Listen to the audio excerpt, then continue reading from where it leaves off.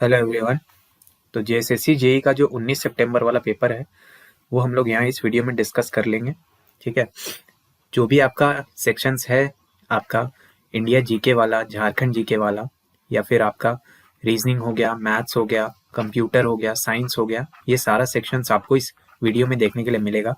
तो अगर आप फ्यूचर में कोई भी ऐसे एग्जाम का तैयारी करें जिसमें कि ये सारे सेक्शंस पूछा जाने वाला है, चाहे वो जेएसएससी सीजीएल हो या कोई दूसरा लेवल भी एग्जाम हो, जो जेएसएससी अगर करवाने वाला है, तो आपको बहुत ज़्यादा फायदा होगा माइंडसेट को समझने में। एग्जामिनर का जो माइंडसेट है, जिस तरह का क्वेश्चंस फ्रेम किया जा रहा है, कितना टफ पूछा जा रहा है, कितना टफ नहीं पूछा जा रहा, कितना कैलकुलेटिव है, नहीं है, सब कुछ आप इस वीडियो में जान पाएंगे। साथ ही क्वेश्चंस के बारे में जो एक्स्ट्रा बातें जानने लायक होगा वो सब हम आपको इसमें बताते चलेंगे। ठीक है, अगर जेएसएससी सीजीएल का आप लोग तैयारी कर रहे हैं, पेपर 3 का टेस्ट सीरीज लेना चाहते हैं केवल 99 रुपए में, तो ले सकते हैं। हमारे एग्जाम क्लस्टर मोबाइल ऐप में ये अवेलेबल है, जिसका लिंक आपको डिस्क्रिप्शन में और लिंक में जो है पहला कमेंट जो है पिन कमेंट, उसमें आपको देखने के लिए मिल जाएगा। ठीक है, तो वहां से जाके आप इनरोल कर सकते हैं। इंग्लिश का अलग और हिंदी का अलग टेस्ट अवेलेबल है।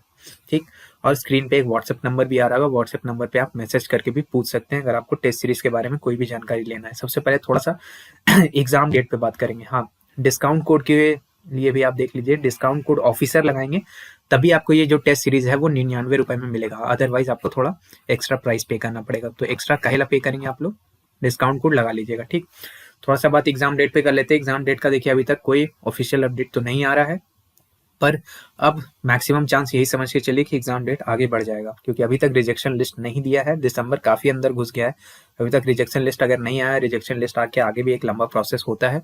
तो अब लग नहीं रहा कि 16-17 को एग्जाम होने वाला है। बाकी होने के लिए कुछ भी हो सकता, पर चांसेस कमी है कि इतना कोई एग्जाम होगा। तो एग्जाम डेट अब बढ़ जाएगा, कितना बढ़ता है वो देखने वाला बात होगा। बहुत लोग अपने हिसाब से डेट्स आपको बता रहे हैं, जिनका कुछ इनसाइडर सोर्स है, कुछ लोगों का नहीं भी है, तो उस पर हम अभी कुछ नहीं कर सकते क्योंकि मेरा कोई सोर्स नहीं है। लेकिन हाँ, एग्जाम डेट आगे जरूर बढ़ेगा, इसका 60% चांस है, 60% से ऊपर चांस है। अब 60-40 में चला गया है, 40% चांस अभी भी है कि उस समय हो सकता है। देखिए झारखंड है, यहाँ पे कुछ भी हो सकता है, लेकिन आप लोग के लिए बेस्ट होगा कि अपना तैयारी जारी रखें। इसी डेट को मानते हुए तैयारी करेंगे तो आपका भला होगा। उसके बाद बाकी बचा हुआ समय आप रिवीजन में दे सकते हैं, जितना भी समय आपको मिलता है। ठीक, लेकिन तैयारी छोड़ना एक सही ऑप्शन नहीं होगा मेरे अकॉर्डिंग, क्योंकि एग्जाम का रिजल्ट जो है वो जल्दी ही आता है।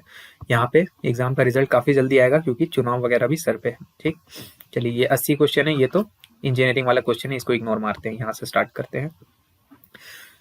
ठीक है, पहला सवाल ये है कि इंडिया में ऐसा पहला कौन सा राज्य बन गया है जो ब्लॉकचेन टेक्नोलॉजी यानी ब्लॉकचेन तकनीक का इस्तेमाल करके बीजों का वितरण किया है किसानों को। ठीक है, हम हिंदी में ही क्वेश्चन बोल दे रहे हैं ताकि हिंदी मीडियम वाले लोग को भी समस्या ना हो। तो बीज का जो डिस्ट्रीब्यूशन है फार्मर लोग को, किसानों को, सबसे पहले ब्लॉकचेन का इस्तेमाल करते हुए झारखंड में किया। ब्लॉकचेन टेक्नोलॉजी क्या है, बहुत ज्यादा डिटेल में आपको समझने का जरूरत नहीं है। ठीक है, नॉर्मल आप कॉम्पिटेटिव एग्जाम का तैयारी करते हो उतना डिटेल्स में उसको जानने का जरूरत नहीं है। बस हाँ, इतना जानिए कि झारखंड पहला राज्य बना। वैसे भी एक काम दिमाग में ये भी रखिएगा कि एग्जामों में जब भी क्वेश्चन आएगा ना, जिसमें अगर ऑप्शन में आपको झारखंड कहीं पे दिख रहा है, तो समझ जाइएगा कि थोड़ा ज्यादा संभावना है कि झारखंड भी आंसर हो सकता है। ठीक है, तो इस चीज को हमेशा दिमाग में स्ट्राइक कीजिएगा। ऑप्शन में जब भी झारखंड पहले दिखे तो ये सोच लीजिएगा कि झारखंड होगा कि नहीं होगा, पहले वहां पे सोचिएगा। अगर नहीं आता है तो जिसको याद है उसके लिए तो बल्ले बल्ले है। अगला क्वेश्चन, ऐसे पौधे, ठीक है, जिसमें कि कॉटिलेडॉन होते हैं यानी बीज पत्र होते हैं, वो किस कैटेगरी में आते हैं? तो उन्हें एंजियोस्पर्म कहते हैं अंग्रेजी में। ठीक, कॉटिलेडॉन बेसिकली क्या होता है कि जो बीजवा होता है ना, ऐसे ऐसे बीज है, तो बीज को जब आप बोएंगे तो सबसे पहले यहाँ पे दो गो ऐसे करके पत्ता निकलता है। जब इसको थोड़ा सा पानी सब मिल जाता है, ये रोपा जाता है जमीन में, तो दो पत्ता सबसे पहले जो निकलता है, यही दो पत्ता पहले इसके अंदर रहता है। तो इसके अंदर यही जो पतवा रहता है ना, इसी को कहते हैं हम बीज पत्र या फिर कॉटिलेडॉन। ठीक, अगला क्वेश्चन क्या है, गोपुरम। गोपुरम जो है वो किस तरह के मंदिर में पाया जाता है? तो द्रविडियन जो मंदिर है, द्रविडियन स्टाइल ऑफ आर्किटेक्चर वाले जो मंदिर है, उसमें गोपुरम आपको मिलेगा। ठीक है, तो यहाँ पे देखिए कल्चर वाला क्वेश्चन आ गया, इंडियन कल्चर का, और ये क्वेश्चन को हम गिनेंगे थोड़ा टफ क्वेश्चन में, क्योंकि नॉर्मली एसएससी लेवल का एग्जाम का तैयारी करने वाला बच्चा लोग इस तरह के क्वेश्चंस को तैयार करके नहीं जाता। तो ये हो गया थोड़ा सा टफ सवाल। ठीक, अगला सवाल क्या है, कंप्यूटर का सवाल है। सीपीयू का जितना भी कंपोनेंट होता है वो फिक्स रहता है एक मेन सर्किट बोर्ड में, यानी इस तरह का एक मेन सर्किट बोर्ड होता है। कंप्यूटर का जितना कंपोनेंट है ठीक है, वो सारा यहीं पे फिक्स रहेगा। ठीक है, भले यहाँ पे इनपुट यूनिट हो, कंट्रोल यूनिट हो, सब कुछ यहाँ पे सेट रहता है। तो इस जो मेन यूनिट है, ठीक है, जिसमें सब कुछ, मेन जो सर्किट बोर्ड है आपका, इस सर्किट बोर्ड को क्या कहते हैं, तो इसे ही मदरबोर्ड कहते हैं। तो मदरबोर्ड का बेसिकली आपसे डेफिनेशन यहाँ पे क्वेश्चन में दिया हुआ था, तो आपको मदरबोर्ड का डेफिनेशन अच्छे से देखना है। अगर आप मदरबोर्ड देख ही रहे हैं तो साथ में आप ये भी देख लेंगे। ठीक है, कैशे। चलिए अगला सवाल देखते हैं। अगला सवाल रीजनिंग का है। पूछ क्या रहा है ना कि एक ग्रुप है, ठीक है, जहां पर एक सिंगर है, ठीक है, गाने वाले लोगों का ग्रुप है, सिंगर्स का ग्रुप है। एक सिंगर है, मान लीजिए ए, ठीक है, ऊपर से नीचे तक लोग इसको जमा कर दिया है। ये क्या है, ऊपर से 9वां व्यक्ति है और नीचे से 28वां व्यक्ति है, यानी ऊपर से गिनेंगे तो 9 है, नीचे से गिनेंगे तो 28 है। इस ग्रुप में अभी इतने लोग हैं, ये आपको पता लगाना है। और आपको आखिरी आपसे क्वेश्चन ये पूछ रहा है कि टोटल हमको 60 गो सिंगर चाहिए, तो इस ग्रुप में हमको और कितना आदमी घुसाना पड़ेगा कि 60 सिंगर कंप्लीट हो जाए।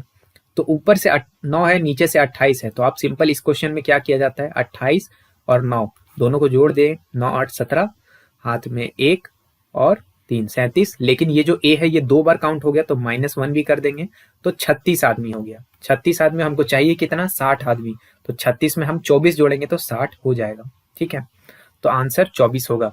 ये वाला पैटर्न का सवाल जेएसएससी जेई का हम पहले भी 2 पेपर आपको करवा दिए हैं, वो पेपर आपको प्लेलिस्ट में डाला हुआ है, प्लेलिस्ट में जाके आपको देखना होगा, आप देख लीजिएगा, डिस्क्रिप्शन में हम उसका लिंक भी लगवा देंगे।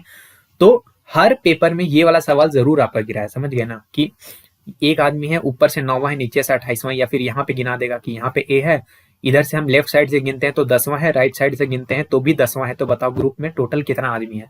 तो ये वाला पैटर्न पे सवाल गिरा है, इस वाले पैटर्न को बढ़िया से प्रैक्टिस करके जाइएगा, हो सकता है आपका एक क्वेश्चन दिख जाए। हालांकि ये बहुत सिंपल वाला भी होता है, थोड़ा सा इसका वेरिएशन वाला भी ट्राई कर लीजिएगा। ठीक, चलिए अगले सवाल में आते हैं। बायो से क्वेश्चन है आपका, साइंस वाला। इसमें से कौन से सेल ऑर्गेनेल को सुसाइड बैग कहते हैं, ठीक है, मृत्यु की थैली किसे कहते हैं, तो इसका आंसर हो जाएगा लाइजोसोम। लाइजोसोम को सुसाइड बैग कहा जाता है, क्यों, क्योंकि इसमें ऐसे तरह के पदार्थ एंजाइम होते हैं जो कि वेस्ट डाइजेशन और रिसाइकलिंग, यानी कि सेल जब मरने लगता है तो उसके अंदर का सारी चीज को डाइजेस्ट करने का काम करता है लाइजोसोम। ठीक है, माइटोकॉन्ड्रिया को क्या कहते हैं, power house of the cell, क्योंकि इसके अंदर एनर्जी प्रोडक्शन होता है। प्लास्टिड जो है, प्लास्टिड किसमें, फोटोसिंथेसिस में इन्वॉल्व रहता है। गोल्गी बॉडी क्या है, प्रोसेसिंग, पैकेजिंग और ट्रांसपोर्टिंग ऑफ सेलुलर मटेरियल, यानी कि सेल के अंदर जितना भी मटेरियल है उसका प्रोसेसिंग, पैकेजिंग और ट्रांसपोर्टिंग, इधर से उधर ले जाने में गोल्गी बॉडीज का रोल रहता है। ठीक है, तो हाँ, इस पेपर का जो पीडीएफ है, पीडीएफ आपको हमारे एग्जाम क्लस्टर मोबाइल ऐप के ई बुक वाले सेक्शन में फ्री में अपलोडेड मिलेगा। तो ई बुक्स में आपको जाना है, मोबाइल क्लस्टर, एग्जाम क्लस्टर माफ कीजिएगा, एग्जाम क्लस्टर ऐप में जाना है, मोबाइल ऐप में ई बुक्स वाले सेक्शन में आपको इस पूरे पेपर का पीडीएफ देखने के लिए मिल जाएगा। ठीक है, तो वहां से अगर आपको पीडीएफ देखना है तो देख लीजिएगा, बाकी एक्सप्लेनेशन हम यहाँ पे आपको करवा दे रहे हैं। अगला सवाल क्या है, बॉक्सर जो है दिवाकर प्रसाद, ये किस राज्य से है, तो हम आपको क्या बोले थे, ऑप्शन में जब भी झारखंड दिखे थोड़ा ज्यादा संभावना है कि झारखंड आंसर होगा। वैसे ये सब आपको याद करना होगा, ये सब जो सवाल है खेल खिलाड़ी टॉपिक में डायरेक्टली मेंशन है, आपको ये सब मेमोराइज करके जाना चाहिए। इससे याद आया कि अगर आप झारखंड जीके का नोट्स चाहते हैं, ठीक है, झारखंड जीके का नोट्स जो है वो हमारे एग्जाम क्लस्टर मोबाइल ऐप के ई बुक सेक्शन में आपको अपलोडेड मिलेगा। ठीक है, ये नोट्स का कुछ प्राइस है, ये प्राइस धीरे धीरे बढ़ता रहेगा, क्योंकि ये नोट्स अभी फॉर्म हो रहा है, बन रहा है, इसमें कंटेंट धीरे धीरे अपडेट होता रहेगा। तो अभी इसमें कंटेंट जैसे जैसे जाएगा वैसे वैसे इसका प्राइस राइज करेगा। तो अगर अभी आप कम प्राइस पे ले लेते हैं तो आपको ज्यादा प्राइस फ्यूचर में देने का जरूरत नहीं पड़ेगा। अभी आप जिस भी प्राइस पे लीजिएगा आपको कंटेंट उसमें हमेशा अपडेटेड रहेगा, लाइफ टाइम का आपका एक्सेस रहेगा ई बुक का। तो अगर आप चाहते हैं कि short revision notes Jharkhand GK का आप लेना चाहते हैं, लेकिन ये इंग्लिश मीडियम में हम पहले ही बता देते हैं। ठीक है, तो इंग्लिश मीडियम का अगर आप झारखंड जीके का शॉर्ट नोट्स लेना चाहते हैं तो एग्जाम क्लस्टर मोबाइल ऐप के ई बुक सेक्शन में मिलेगा, धीरे धीरे इसमें अपडेशन होते रहेगा, विथ टाइम इसमें सारा कंटेंट अपलोड हो जाएगा, लेकिन उसमें लगेगा थोड़ा समय। ठीक है, कम से कम 1 से 2 महीना अभी से लग जाएगा। ठीक, तो ये सोचते हुए आप लीजिएगा, अगर आपको लगता है तो आप ले सकते हैं, बाकी फ्यूचर में इसका प्राइस क्योंकि काफी ज्यादा बढ़ जाएगा, तो अभी आपको लेने से फायदा हो जाएगा। चलिए अगला सवाल है मिक्सचर एलिगेशन का, सेम पैटर्न पे क्वेश्चन इससे पहले वाले पेपर में भी आया था। पूछ क्या रहा है कि रमेश नाम का एक व्यक्ति है जो कि 80 केजी गेहूं को मिलाता है और इसका प्राइस कितना है, 6 रुपया 75 पैसा पर किलो। इसको मिला देता है वो 120 किलो वाले एक गेहूं से, जिसका प्राइस कितना है, 8 रुपया पर किलो। ठीक है, ये दोनों को मिला करके ये एक मिक्सचर बनाता है और इस मिक्सचर को वो कितने रुपया में बेचेगा, ठीक है, ताकि उसको 10% का प्रॉफिट निकल के आए। ठीक है, तो मिक्सचर एलिगेशन का क्लासिक सवाल है। प्रॉफिट परसेंटेज आपको दिया हुआ है, ये दोनों को मिक्स करके आप मिक्सचर एलिगेशन लगा के यहाँ पर जब आप मिलाएंगे तो आपको एक कॉस्ट प्राइस मिलेगा। ठीक है, उस कॉस्ट प्राइस में 10% यानी 110% आपको निकालना है, वो आपका सेलिंग प्राइस हो जाएगा। तो वो 8 रुपया 25 पैसा पर केजी वाला आपका आंसर में तब्दील हो जाएगा। ठीक, अब इसको सॉल्व करते रहिएगा। मैथ रीजनिंग हम डिटेल्स में सॉल्व नहीं करवा रहे हैं क्योंकि वो सब सॉल्विंग वाला है, बहुत लंबा चला जाएगा वीडियो, 1.5-2 घंटा का चला जाएगा। और ऐसे भी आप लोग हम देख रहे हैं उतना आप लोग ध्यान से पूरा वीडियो को देखते नहीं है, तो इसीलिए हम जल्दी जल्दी ये सारे वीडियोस को भगा रहे हैं। बाकी कलेक्शन वाला वीडियोस हम जल्दी ही कंटिन्यू कर देंगे, जिसमें सारा जो आपका मान लीजिए कि रीजनिंग एक वीडियो में कर देंगे। ठीक है, झारखंड जी के एक वीडियो में, इंडिया जी के एक वीडियो में, जितना भी अभी रिसेंट का एग्जाम हुआ है सब हम एक तरफ करने के लिए वो सब में भी काम किए हुए हैं। बस क्या है कि थोड़ा सा एग्जाम डेट की वजह से आप लोग भी सुस्त पड़े हुए हैं, इसीलिए हम उतना वीडियोस के लिए हड़बड़ा नहीं रहे हैं। अदरवाइज एग्जाम डेट का कुछ कंफर्मेशन आ जाएगा तो हम हड़बड़ा के सारा वीडियोस डाल देंगे, आपको चिंता करने का बात नहीं है। ठीक, एग्जाम से पहले आपका सब अवेलेबल हो जाएगा, तो रिविजन के लिए, प्रैक्टिस के लिए कोई आपको चिंता नहीं करना। अगला सवाल पंचायती राज के ऊपर है।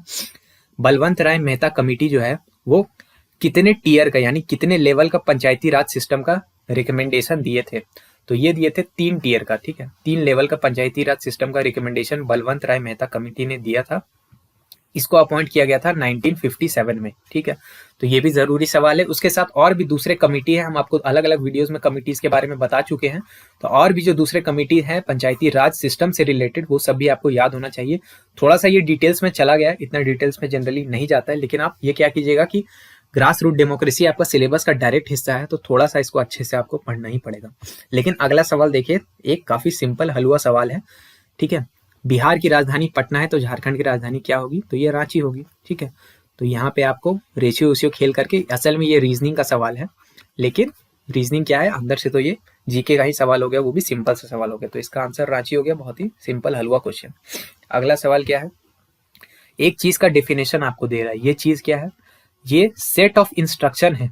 ठीक है, इंस्ट्रक्शन का सेट है जो कंप्यूटर को किसी काम को करने के लिए इंस्ट्रक्ट करता है। ठीक है, ये इंटेंजिबल है, यानी इसे ना आप छू सकते हैं ना आप देख सकते हैं। ठीक है, लेकिन ये जो है इसका जो इफेक्ट है वो कंप्यूटर में डिफाइंड है कि ये क्या क्या काम को करेगा, वो डिफाइंड है। तो सबसे सिंपल आपको क्या देखना है, इसको ना आप छू सकते हैं ना आप देख सकते हैं। ऐसा क्या है, माउस को छू सकते भी है, देख भी सकते हैं, हटाइए। हार्डवेयर को छू सकते हैं, देख सकते हैं, हटाइए। कीबोर्ड को छू सकते हैं, देख सकते हैं, हटाइए।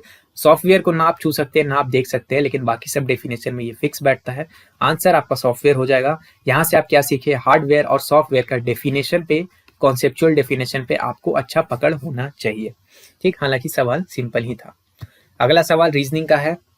सीरीज दे रखा है आपको 8, 11, 15 और 20, इसके आगे का नंबर पूछ रहा है। 8 और 11 में कितना का डिफरेंस है? तो 3 का डिफरेंस है। 11 और 15 में 4 का, 15 और 20 में 5 का, तो अगला में 6 का डिफरेंस होगा, 20 में 6 जोड़िएगा तो 26 इसका आंसर हो जाएगा। बहुत ही सिंपल सा सवाल था सीरीज का। सीरीज में इसी तरह का क्वेश्चन आया है, कोई भी सीरीज अभी तक बहुत खतरनाक टाइप का नहीं दिखा, चाहे जेएसएससी का कोई भी पेपर हो। इसीलिए रीजनिंग से आप लोगों को डरना नहीं है, बस सिंपल क्वेश्चंस का प्रैक्टिस करते जाना है। हम अभी आपको बार बार बोल रहे हैं, एमपीएस वाला सेट्स जाके जरूर लगाइएगा। चलिए, यहाँ पे मिरर इमेज का सवाल है। थैंकफुली इस बार मिरर का लोकेशन दे दिया गया, तो यहाँ पे मिरर है, बताइए कैसा होगा? तो मिरर इमेज आपका इस तरह का हो जाएगा। ठीक है, इसको बैठ के आराम से सॉल्व कीजिएगा। चलिए, अगला सवाल क्या है? भारत को G20 की सदस्यता मिली थी 1 दिसंबर 2022 से लेकर के कितने तारीख तक? तो 30 नवंबर 2023 तक। ठीक है, आमतौर पर 1 साल के लिए मिलता है कोई भी चीज, तो इस तरह से भी आप लोग लॉजिक लगा सकते थे कि हाँ चलिए 1 साल के लिए मोटा मोटी यहाँ बैठता है। G20 के बारे में और दूसरी बातें भी आप लोग पढ़ लीजिएगा, हालांकि आप लोग समझदार हैं। करंट अफेयर जो लोग तैयार किए होंगे G20 को तो अच्छे से किए ही होंगे, इसलिए हम अलग से हाईलाइट नहीं करते रहे, लेकिन इसको करके जाइएगा, बहुत अच्छा टॉपिक है। ठीक है, ये वाला पेपर वैसे याद रखिएगा, टीसीएस का लग रहा है कि हाँ एग्जैक्ट जो पैटर्न है टीसीएस वाला ही लग रहा है सवाल पूछने का, लेकिन हमको क्या है, हमको थीम को पकड़ना है। यहाँ से हम थीम पकड़ लिए कि हाँ G20 मेरा थीम है, तो G20 हमको अच्छे से तैयार करके जाना है। बाकी हम कुछ नहीं जानते कि क्वेश्चन हार्ड आएगा कि इजी आएगा, वो उसको हमको लोड नहीं लेना, हमको थीम पे तैयारी कर लेना है। ठीक, चलिए अगला सवाल क्या है? टोक्यो का पैरालंपिक हुआ था 2021 में, तो इससे आपको ये भी चीज समझना है कि टोक्यो पैरालंपिक एक टॉपिक है, उसमें वो 16वां था, जबकि तो इसमें क्या है कि हाँ भारत के लिए पहला पदक किसने जीता था? तो भारत के लिए पहला पदक जीतने वाली खिलाड़ी का नाम है भाविना पटेल। ठीक, अगला सवाल है मैथ्स का। ये देखिए यहाँ पे दिया हुआ है, अगर ठीक से आपको विजिबल नहीं है, फॉन्ट छोटा होने की वजह से, फॉन्ट क्या करे, इससे ज़्यादा अगर जूम करेंगे ना तो फट के बर्बाद हो जाएगा, ठीक है, फ्लावर नहीं होगा, बर्बाद होगा, ठीक। और नीचे 0.4 का होल स्क्वायर, ये वाला है, इसको पूरा सॉल्व वोल्व कीजिए, आंसर आपका 1 आ जाएगा, ठीक है। चलिए अब देखिए ब्लड रिलेशन का क्वेश्चन आ रहा है। बोल क्या रहा है ना कि प्रवीणा जो है वो कृषा की माँ है, यानी कि कृषा की जो माँ है वो क्या है, प्रवीणा, ठीक है। और कृषा जो है वो डैनी की बहन है, डैनी की बहन है कृषा, ठीक है। इसको हम स्क्वायर में बना दिए, डैनी लड़का है। Danny is the father of Jasmeet, यानी कि डैनी के पुत्र का नाम क्या है, जसमीत है। तो प्रवीणा और जसमीत के बीच में रिश्ता बताइए। तो जसमीत के जो पिता हैं, पिता की माता का नाम प्रवीण है, यानी कि प्रवीणा जो है वो ग्रैंड मदर हो गई जसमीत की, ठीक है। ये आपका ब्लड रिलेशन का बहुत ही सिंपल सवाल था, आराम से आप इसको सॉल्व कर सकते हैं। इसमें क्या है, नंबर ऑफ ट्राइंगल गिनने के लिए बोल रहा है, आराम से बैठ के गिनते रहिएगा। तरीका होता है, एक ट्राइंगल है, इसको यहाँ पे 2 भाग में बांट दिया तो 1 + 2 = 3। तो इस तरह के एक ट्राइंगल में 3 ट्राइंगल टोटल बनता है। ऐसे करके पूरा आप इसको खेलिए, खेलते खेलते जब आंसर पे पहुंचेगा 16 आपका आंसर हो जाएगा, ठीक। चलिए अगला सवाल थोड़ा छोटा है, इसलिए हम आपको पढ़ के सुनाते हैं। रीजनिंग का सवाल है। अगर ए का मतलब है कि माइनस कर दो, ठीक है, बी का मतलब है कि प्लस कर दो यानी जोड़ दो, सी का मतलब है कि मल्टीप्लाई कर दो यानी गुणा कर दो, और डी का मतलब है डिवाइड कर दो, ठीक है, डिवाइड कर दो। तो इस चीज का वैल्यू यानी कि 35, बी 63, डी 7, ए 4, इसको सॉल्व करना है। तो बी के जगह पे आप प्लस जो रखेंगे, ठीक है, डी के जगह पे आप डिवीजन रखेंगे, ए के जगह पे आप माइनस रखेंगे। इस तरह से करके पूरा सॉल्व कीजिए, आंसर 40 तक आप पहुंच जाएंगे, ठीक है। बहुत सिंपल सा सवाल है। एग्जाम में देखिए एक चीज आप ये भी ध्यान रखना, आप लोग जेएसएससी सीजीएलवा का जो एग्जाम है, बहुत आपको टाइम मिलेगा वहां पे रीजनिंग और मैथ सॉल्व करने के लिए, इसलिए कोई भी सवाल देख करके घबराना नहीं कि वहां पे टाइम लग जाएगा, टाइम का उतना ज्यादा दिक्कत नहीं होगा, ठीक है। अगला सवाल क्या है कि भारत के जो प्रेसिडेंट है वो कितने साल के लिए बनते हैं। तो 5 साल के लिए उनका कार्यकाल होता है। कार्यकाल के ऊपर सवाल पूछ दिया। तो प्रेसिडेंट का इलेक्शन भी अभी न्यूज में चला था, तो यहाँ से हम थीम क्या पकड़े कि प्रेसिडेंट एक थीम हो सकता है। प्रेसिडेंट के बारे में हम और भी चीज देख लेंगे, इनका इलेक्शन कैसे कैसे होता है, इनका एलिजिबिलिटी क्या क्या होता है प्रेसिडेंट बनने का, ठीक है। भारत के पहले प्रेसिडेंट, दूसरे प्रेसिडेंट, तीसरे प्रेसिडेंट, इनको शपथ कौन दिलवाता है, ऐसे ऐसे करके जो घुमा फिरा के 20-25 आपका फैक्ट्स बनेगा जो बहुत जरूरी है, उसको आपको देख लेना, प्रेसिडेंट को रिवाइज कर लीजिए, बहुत बड़ा टॉपिक है भी नहीं, ठीक है। चलिए अगला सवाल रेशियो का है। P/Q, ये बराबर है R/S के, और ये बराबर है T/U के, ठीक है। और इसका वैल्यू क्या है, 1/2 दिया हुआ है। तो आपसे पूछ क्या रहा है, 7P + 3R + 5T = 7Q + 3S + 5U, ठीक है। अब है ये थोड़ा सा अच्छा वाला सवाल है, लेकिन इसको सॉल्व कीजिएगा आप आराम से घर में बैठ के कॉपी किताब लेके।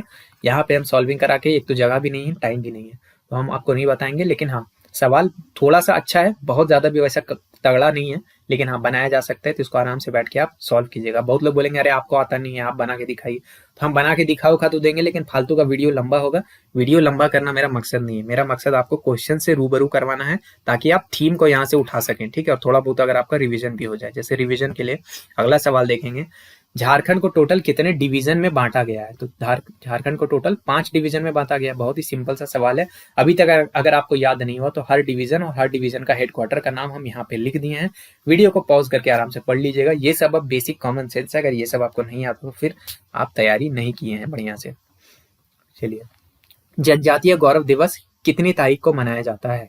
तो जनजातीय गौरव दिवस जो है वो 15 नवंबर को ही मनाया जाता है। इसी दिन झारखंड का स्थापना दिवस भी है, और इसी दिन बिरसा मुंडा जी का जन्म जयंती भी है। इसी जन्म जयंती के अवसर पे ही जनजातीय गौरव दिवस को सेलिब्रेट किया जाता है। सेंट्रल गवर्नमेंट सोचा कि बिरसा मुंडा वाले जो सेलिब्रेशन है उसमें हम क्यों पीछे रहें, जब झारखंड अपना सेलिब्रेशन करता है तो हम भी अपने तरफ से एक चीज और लाएंगे। हालांकि ये वेलकम स्टेप ही है, बहुत अच्छी बात है कि पूरे देश को भी पता चलना चाहिए इन सब चीजों के बारे में। चलिए अगला क्वेश्चन है कोडिंग डिकोडिंग का। ई का मतलब 5 है, TAP का मतलब 37 है, तो PAPER ये कितना होगा। कोडिंग डिकोडिंग का अच्छा वाला सवाल है, आराम से बैठ के इसको बनाइएगा तो आंसर 56 तक पहुंच जाएगा। बहुत ज्यादा इसमें रॉकेट साइंस नहीं है, आराम से बस आपको जो उसके आगे वाला लेटर है, लेटर के सामने का जो नंबर होता है, इजोटी वाला टेक्निक है, इससे आपको बैठ के सॉल्व करना है। आप सॉल्व कर लीजिएगा, बहुत ज्यादा तोप चीज नहीं है। चलिए, राजा राम मोहन रॉय की मृत्यु इसमें से किस देश में हुई थी? तो इनका जो मृत्यु है वो इंग्लैंड में हुआ था, यहीं पे इनको दफन किया गया है। ठीक है, क्रिश्चियन रीति रिवाजों से बहुत लोग मानते हैं, हालांकि अब कैसे दफन किया गया, क्या कॉन्सिक्वेंसेस था वो नहीं पता, लेकिन हाँ इनको दफन किया गया है वहीं पे। ब्रह्मो समाज के ये संस्थापक थे, इनका जन्म का साल और मृत्यु का साल ये दोनों यहाँ पे लिखा हुआ। ठीक है, समाज सुधारक रहे हैं, तो समाज सुधारक यहाँ से इंपॉर्टेंट टॉपिक निकल गया। ठीक है, रिफॉर्मर्स के बारे में सवाल आ रहा है, रिफॉर्मर्स और उनकी सोसाइटीज के बारे में सवाल घुमा घुमा के पूछ ले रहा है, तो आपको इसको एक 5-10 रिफॉर्मर का लिस्ट है इंडिया में, उस सबको याद कर लेना है, बेसिक बातों को आपको याद रखना है। ठीक, और कोई टफ क्वेश्चन आएगा तो अगर ऐसा आपको बस तैयारी रखना है कि जो मैक्सिमम लोग से बन रहा है वो आपसे बन जाना चाहिए, जो मैक्सिमम लोग से नहीं बन रहा अगर वो आपसे भी नहीं बनेगा तो कोई दिक्कत वाला बात नहीं है। ठीक है, काली मिट्टी या ब्लैक सॉइल झारखंड में किस रीजन में पाया जाता है? तो राजमहल एरिया में पाया जाता है। ठीक है, अगला सवाल, गंगा नदी इसमें से कौन राज्य से नहीं होके गुजरती है? ठीक, तो यूपी से होके गुजरती है, उत्तराखंड से तो निकलती ही है, झारखंड के भी साहिबगंज वाले एरिया से थोड़ा सा छू के हम लोग को भी गंगा माँ जाती हैं, तो आंसर इसका मध्य प्रदेश हो जाएगा। इन लोगों को नसीब नहीं हुआ, गंगा माँ यहाँ से नहीं गुजरती। चलिए, अगला क्वेश्चन मिरर इमेज का है, STROKE इसका मिरर इमेज पूछ रहा है। अब यहाँ पे यही वाला बहुत सारे पेपर में वही है, मिरर का लोकेशन नहीं दिया। तो हम आपको क्या बोले थे, डिफॉल्ट में मिरर आप नीचे मानिए, अगर नीचे बन के कोई ना कोई ऑप्शन आ रहा है तो पहले उसको टिक कीजिए, लेकिन नीचे अगर हम मिरर मानेंगे तो कोई ऑप्शन सही नहीं बैठ रहा, तो नेक्स्ट आपको क्या करना होता है कि राइट साइड में मिरर मानिए। ठीक है, ये बेसिक रूल होता है, तो राइट साइड में जब आप नियम मिरर को मानेंगे तो ये आपका आंसर निकल आएगा। हालांकि ये सब हो गया मतलब डिस्प्यूटेड क्वेश्चन हो गया एक तरह से मेरे हिसाब से, क्योंकि बच्चा कैसे जानेगा कि इसमें, अब मान लीजिए कोई हड़बड़ी में बना रहा है, नीचे उसको मिरर दिया हुआ है, तो इतना बुद्धि लगाएगा कि नहीं लगाएगा, तो उसको तो लगेगा कि क्वेश्चन गलत है। तो ऐसा ऐसा सवाल नहीं देना चाहिए, मिरर का प्रॉपर एक लोकेशन बता देना चाहिए कि हाँ मिरर यहाँ पे होगा। ठीक है, जैसे पहले सवाल में बताया था। तो ये सब हो गया कि डिस्प्यूटेड सवाल है, लेकिन अब क्या कीजिएगा, हम आपको बेसिक बता दिए कि पहले मिरर को नीचे मानिए, नीचे से नहीं बने तो राइट साइड में मानिए। ठीक है, राइट साइड में भी नहीं बने तब क्या कर सकते, फिर भगवान भरोसे छोड़िए उस क्वेश्चन को। अगला सवाल क्या है, इसमें से किसमें प्रोसेसिंग यूनिट है, यानी किसे प्रोसेसिंग यूनिट कहा जाता है? तो सीपीयू का फुल फॉर्म ही है सेंट्रल प्रोसेसिंग यूनिट, तो यही आपका आंसर हो जाएगा। इसमें ऐसा ऐसा सवाल में एग्जाम में बच्चा लोग क्या करेगा ना कि सोचेगा ये कुछ ट्रिक क्वेश्चन है, इतना सवाल इजी नहीं हो सकता, कुछ तो ट्रिक है, कुछ तो ट्रिक है। आप याद रखिएगा जेएसएससी सीजीएल जब होगा मैक्सिमम क्वेश्चन आपका इजी ही आएगा, क्योंकि आयोग कभी भी ऐसा नहीं चाहता कि सारा क्वेश्चन हार्ड हो जाए। जो भी बच्चा क्वेश्चन को अटेम्प्ट करे उसको ये ना लगे कि हाँ ये सवाल तो मेरे से जिंदगी में नहीं बनता। एक बहुत बड़ा सेक्शन होगा जो इजी होगा, फिर थोड़ा सा सेक्शन होगा जो मीडियम लेवल का होगा, और एक बहुत कम गिना चुना सेक्शन होगा जिसको आप बोलेंगे कि हाँ ये हार्ड सेक्शन होगा। इसलिए एग्जाम में ऐसा सोच के मत तैयारी कीजिए कि हाँ सारा क्वेश्चन ही मीडियम या हार्ड लेवल का होगा। मैक्सिमम क्वेश्चन आपका इजी लेवल का होगा, बस बात है कि एक एक टॉपिक को अगर आप टच करके गए हैं कि नहीं गए हैं। ठीक है, ये सब सवाल देखिए कितना ईजी सवाल होता है ये सब। ठीक, झारखंड में कितने तरह के क्लाइमेट यानी कितने तरह के मौसम होते हैं? तो टोटल जो है आपका 3 तरह का मौसम होता है झारखंड में, ये सब कॉमन नॉलेज है। चलिए, लूज स्मट ऑफ व्हीट यानी कि गेहूं का ढीला मैल, इस बीमारी किस तरह के ऑर्गेनिज्म से होती है? तो ये फंगस यानी फंगाई के वजह से गेहूं का ढीला मैल इस नाम की एक बीमारी होती है। ठीक, अगला सवाल सीटिंग अरेंजमेंट का है। 5 बच्चे हैं, वो एक बेंच में बैठे हुए हैं फोटो के लिए। ठीक है, ऐसे 1 2 3 4 5 ठो बच्चा बैठा हुआ है फोटो के लिए। साहिल जो है वो रंजीत के जस्ट लेफ्ट में, यानी कि यहाँ पे रंजीत होगा, इसके जस्ट लेफ्ट में साहिलवा बैठा हुआ है। ठीक है, तुरंत लेफ्ट में। ठीक, and on the immediate right of बिंदु, और ये जो है वो बिंदु के तुरंत राइट में भी बैठा हुआ है, यानी बिंदु के तुरंत राइट में कौन है? साहिल है। Manish is to the right of Ranjit, यानी कि रंजीत के राइट में कहीं पे मनीष होगा। ठीक, Ritesh is between Ranjit and Manish, और रंजीत और मनीष के बीच में रितेश है। देखिए समझाते समझाते तो पूरा सवाल भी बन गया, 1 2 3 4 5। अब पूरा who is in the middle of the bench, तो आपका क्या आंसर हो जाएगा? रंजीत बीच में बैठा हुआ है, एक इधर से भी 1 2 3, इधर से भी 1 2 3, तो रंजीत आपका आंसर हो जाएगा। ठीक, सीटिंग अरेंजमेंट का एकदम कॉमन सवाल है, आराम से बस इसको बनाना था। अगला सवाल क्या है, वर्क से भी बहुत सारा क्वेश्चन इसमें आया है, मतलब एक एक क्वेश्चन हर शिफ्ट में आपका गिरा है, तो वर्क जो है उसको भी अच्छा से आप देख लेंगे। ठीक है, टाइम एंड वर्क वाला जो क्वेश्चन होता है, बोल क्या रहा है कि अमित और भावना दोनों मिलके एक काम को 12 दिन में कंप्लीट कर लेता है। ठीक, लीजिए, उसके बाद भावना और चमन, ठीक है, इन लोग मिलके 15 दिन में एक काम को कंप्लीट करता है, और चमन और अमित जो है वो लोग इस काम को 20 दिन में मिलके करता है, ठीक है। तो अमित जो है वो अकेले इस पूरे काम को कितने दिन में करेगा? बहुत सिंपल क्वेश्चन है, यहाँ सबका आप एलसीएम उलसीएम ले लाके सॉल्व इसको कर लीजिएगा, आराम से आप आंसर 30 तक पहुंच जाएंगे, ठीक। चलिए, अगर टेस्ट सीरीज लेना चाहते हैं जरूर लीजिएगा, केवल 99 रुपीज में अवेलेबल है। जेएसएससी सीजीएल पेपर 3 का इंग्लिश का टेस्ट अलग होगा, हिंदी का अलग होगा। डिस्काउंट कोड आपको लगाना है ऑफिसर, OFFICER, ठीक है। तो इससे आपको 99 रुपीज में मिल जाएगा। स्क्रीन पे एक व्हाट्सएप नंबर होगा, वहां से जाके आप मैसेज करके जो भी पूछना है टेस्ट सीरीज के लिए वो पूछ सकते हैं। साथ में झारखंड जी के नोट्स के बारे में भी आपको जो भी पूछना है, शॉर्ट नोट्स, उसके बारे में आप पूछ सकते हैं। चलिए, अगला सवाल है, साइंस और टेक्नोलॉजी का बच्चों पे इसमें से कौन एक अच्छा प्रभाव है? अच्छा, गुड प्रभाव आपको देखना है यहाँ पे। तो एंगर इशू, बच्चों में गुस्सा आ जाता है, ये गुड प्रभाव नहीं है। डिप्रेशन एक अच्छी बात नहीं है। एंजाइटी अच्छी बात नहीं है। Easy access to reliable educational source, यानी कि पढ़ाई के अच्छे अच्छे साधनों से अच्छा इजी एक्सेस उनको मिलता है। ये साइंस टेक्नोलॉजी का एक अच्छा इम्पैक्ट है बच्चों के ऊपर, ठीक।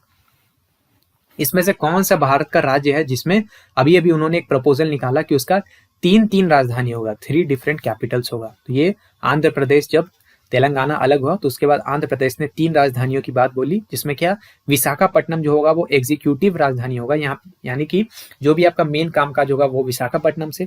अमरावती और करनूल जो है वो लेजिस्लेटिव और जुडिशियल कैपिटल के रूप में माना जाएगा। तो 3 अलग अलग राजधानियां रखी जाएंगी, ठीक है। वैसे कमेंट में अगर आप लोग चाहें तो आप बता सकते हैं कि झारखंड की एक उप राजधानी है, उसका नाम बताइए। और 3 और उप राजधानियों के बारे में बात चल रही है, चर्चा चल रही है कि फ्यूचर में 3 और नई उप राजधानियां बनाई जाएंगी, उनका नाम क्या है? अगर आपको पता है तो कमेंट में जरूर बताइएगा।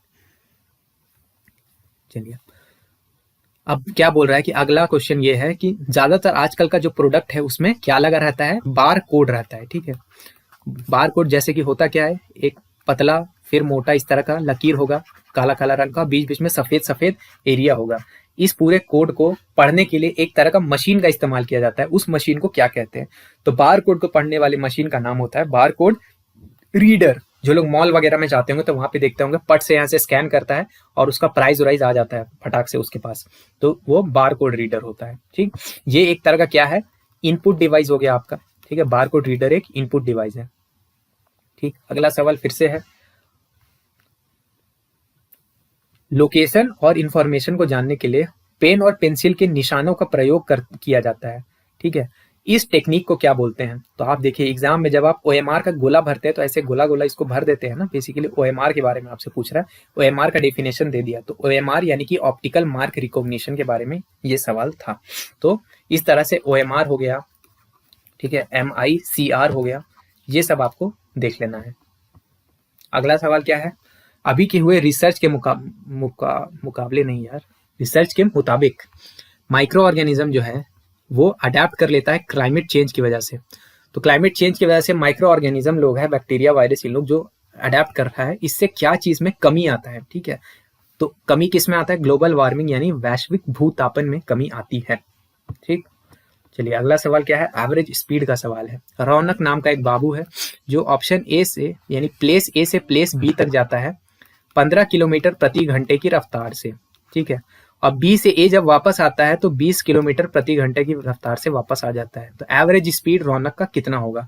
ए से बी का जो है दूरी आपका नहीं दिया हुआ है। दूरी सिंपली आपको क्या ले लेना है? 15 और 20 का एलसीएम करके ले लेना है, यानी कि आप ले लीजिए कि दोनों के बीच का दूरी 60 किलोमीटर था, ठीक है। तो एवरेज स्पीड का फॉर्मूला क्या होता है? Total distance by total time. Total distance आपका 120 है, जाने के लिए अगर 60 है, 15 का स्पीड से जा रहा है तो इसको 4 घंटे का समय लगा होगा, और लौटने के लिए इसको 3 घंटे का समय लगा होगा, यानी 120/7 आपका आंसर हो जाएगा। बहुत सिंपल क्वेश्चन होता है ये सब, ठीक। अच्छा, जिन लोगों को ये वाला समझ नहीं आया एलसीएम उलसीएम का तरीका, नॉर्मल एक्स लेके भी बनाइए, कोई दिक्कत नहीं है, आपका तब भी आंसर निकलेगा। हम ऐसे आपको सहूलियत के लिए बताएं कि आप सिंपली इसको जल्दी कैसे बना सकते हैं। बाकी आप एक्स लेके भी बनाइए, कोई दिक्कत नहीं है। एसएससी का पेपर नहीं है, जेएसएससी का पेपर है, टाइम आपको बखूबी मिलेगा। अगला सवाल क्या है, भारतीय संविधान का कितना से कितना आर्टिकल है जो सिटीजनशिप यानी नागरिकता से डील करता है? तो ये सब हम लोग का रटा हुआ है। आर्टिकल 5 से आर्टिकल 11 जो है आपका नागरिकता से डील करता है, सिटीजनशिप से डील करता है। यानी आर्टिकल्स हम आपको मार्क किए हुए इंपॉर्टेंट टॉपिक्स में, वहां से सवाल गिरा है, तो इंपॉर्टेंट टॉपिक्स का अगर बात आया, अभी स्क्रीन पे आपका एक वीडियो पॉप हो रहा होगा जिसमें हम इंडिया जीके का इंपॉर्टेंट जो भी टॉपिक्स है उसको हम डील किए हुए हैं, तो वो सारे वीडियो को आप जाके जरूर देखिएगा। इंपॉर्टेंट टॉपिक्स हम आपके लिए सेपरेट कर दिए हैं, पहले उन टॉपिक्स को अगर आप कंप्लीट करते हैं एग्जाम में आपको बहुत फायदा होगा। इस वीडियो का पीडीएफ एग्जाम क्लस्टर ऐप के ई बुक्स वाले सेक्शन में भी आपको देखने के लिए मिल रहा होगा, वहां से आप पीडीएफ को जाकर के सॉल्व कर सकते हैं, और भी दूसरे बहुत सारे रिसेंट के झारखंड एग्जाम्स के पीडीएफ भी आपको वहीं पे देखने के लिए मिलेंगे। वीडियो कैसा लगा कमेंट में जरूर बताइएगा। वीडियो अगर अच्छा लगा तो लाइक कीजिएगा। वीडियो को शॉर्ट रखना था इसीलिए कुछ कुछ चीज हम स्किप किए हैं, जल्दी जल्दी में पढ़ाए हैं। आगे फ्यूचर में जब हम कंपाइलेशन का वीडियो लाएंगे तो उसको कवर कर देंगे। मेरा नाम है ऋषिकेश। जय हिंद।